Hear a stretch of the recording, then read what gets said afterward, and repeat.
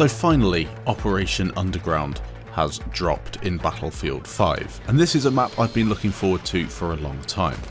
I playtested it at EA Play a few months ago, and it's changed a little bit since then. Obviously there's a bit more polish on it, there's more things and assets around the map, and they've just taken it that step further. But in terms of the main things I enjoyed at EA Play and what I thought really worked with the map, that hasn't changed, and I'm really glad. There are a few things with this map that I don't enjoy, a few things that I do. Most are connected to the modes and different options that you have in game, and private servers, if they are what everyone thinks they should be, that'll sort most of it out. But this video is in fact going to be focused purely on Operation Underground, what I think of the map, and then maybe what DICE could do in the next patch to make it better, suit more people, and just improve it. Leave your comments down below, let me know what you think of Operation Underground. Have you been playing it a lot? Are you a Breakthrough fan? Do you play it on Conquest? Are you a fan of playing in the support class with MMGs, or do you prefer playing as a medic and getting around the map that way? So the footage you see in the background for this video is from my first hour or so in game. I got in from work, I booted up the game, and I played a few matches of Conquest and one or two of Breakthrough. The way DICE have put this map into the game, you have to play Breakthrough and Conquest if you stay on the same server. It puts it through rotation, which first of all is a bit annoying because some people want to play Conquest, some people only like Breakthrough. They play very differently, and just because they're on the same map doesn't mean they should be in the same rotation. So that was a mistake, I feel, from DICE, and also limiting it to these two maps.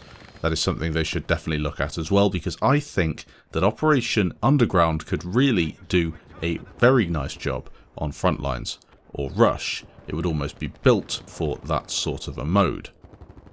Now I noted down a few things when I was playing the game, and I'll just let you know what those were, sort of my initial impressions of this map. But bear in mind I have played it before, so I kind of know the layout and I know my way around. But again, I never played it on a 64 player public server with everybody running around with all the weapons available and stuff like that.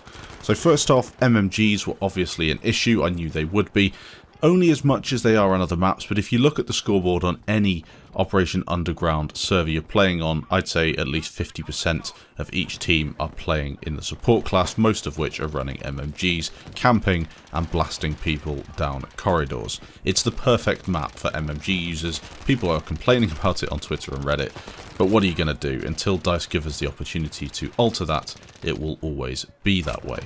Next up is smoke. I love smoke in Battlefield 5 on quite a few of the maps because it enables you to get from place to place without worrying too much about getting shot through it, although that does also happen. The main problem though with the smoke on Operation Underground is that it really takes away from the experience when it is being spammed. It's not a massive issue, trust me, it's not something that is going to break the game, but it's something I noticed when I was playing. Maybe limiting the amount of smoke nades you can have, or a class limiter so not everybody's running with smoke nades. I'm not really sure at all how they'll approach that. Then again, you could argue that having smoke is better than being spammed by grenades, but it was a small thing that I noticed when playing.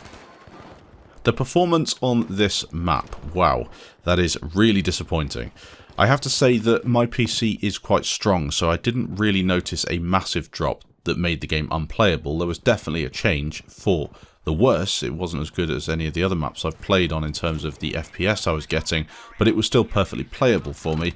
Other people who aren't as lucky to have the hardware I've got might struggle, which really does suck. I'm not sure how it runs on console, but with the new map you'd expect it to run well. DICE might want to take a look at fixing this immediately. I think there'll be a patch coming soon. They have to bring something out within the next few weeks, but who really knows with DICE and patches? Sometimes they turn it around very quickly, other times you're waiting for a long time. Choke points and flanks. It depends what mode you're playing, really. Conquest, I think it works very well. A lot of people won't have worked out all of the flanking routes and choke points and angles that you want to hold yet, so I'll wait a little bit before I make my complete decision on whether it works or not, but from my first couple of hours playing the game, yes, I think it's very good. There's lots of hard cover, there's lots of areas that you can peek. If there's loads of enemies holding it, you can then pick a different route. And if you have a squad and hopefully a team that likes to play the objective and move about the map and not just camp in one position, it's quite dynamic and actually quite a lot of fun to play. I've compared Battlefield 3 and Battlefield 5 in the background here with Operation Metro and Operation Underground. Yes, they're not identical copies of each other. One is a reimagined version of the other. But you can kind of see what I'm looking at in terms of the map overview, the layout, and the different sections. So I'll let that play in the background for a part of this video, just so you can get kind of an understanding between the two. I'd say that this map does a very good job of being quite hectic, and it does bring back some of those Battlefield 3 moments that, although it's not the same thing as Battlefield 3, and I'm not even looking back at it with rose-tinted glasses on, I have gone back and played Battlefield 3 quite recently, and I was never a massive fan of Metro, but you definitely realise that you're playing Battlefield 3, you're playing Metro, it's that epic all-out war experience, and with the right player count and the right server settings, it's very, very enjoyable. This is its own thing, though. It's not really an Operation Metro type of experience. It's a little bit different. I'm not too sure how to explain it, really, but it's more a Battlefield 5 reimagined version, I suppose, is the best way to put it. It can be very fun, but then again, it's also quite frustrating at times. I'd say Breakthrough is the more frustrating of the two games. There are some settings on Breakthrough that really don't work. For example, the attackers in the first sector get 600 tickets or something crazy, and if your team is not really intent on pushing and you don't capture that first sector, you have to sit there as an attacker while these tickets drain, and the defenders can sit there and farm you in your base.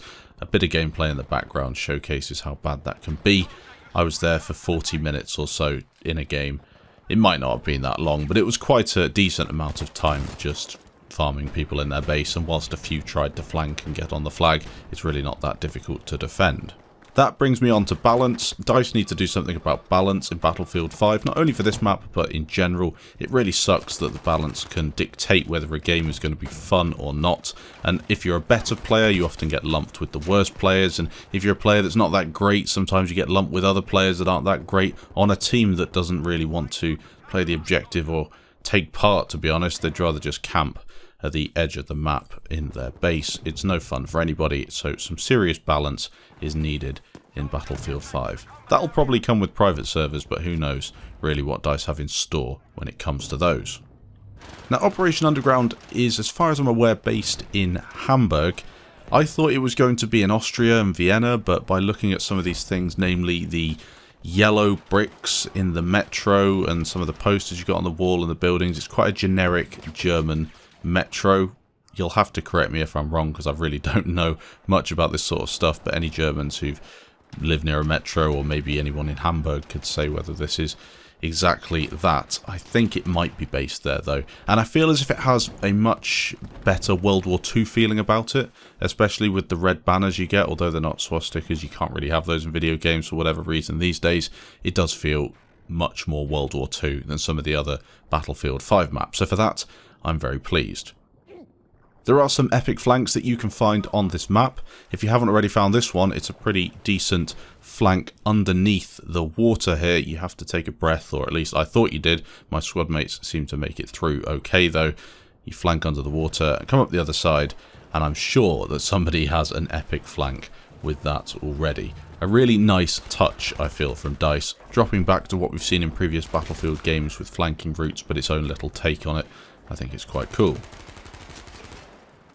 I've said it before and I'll say it again, cheating in Battlefield 5 is out of control.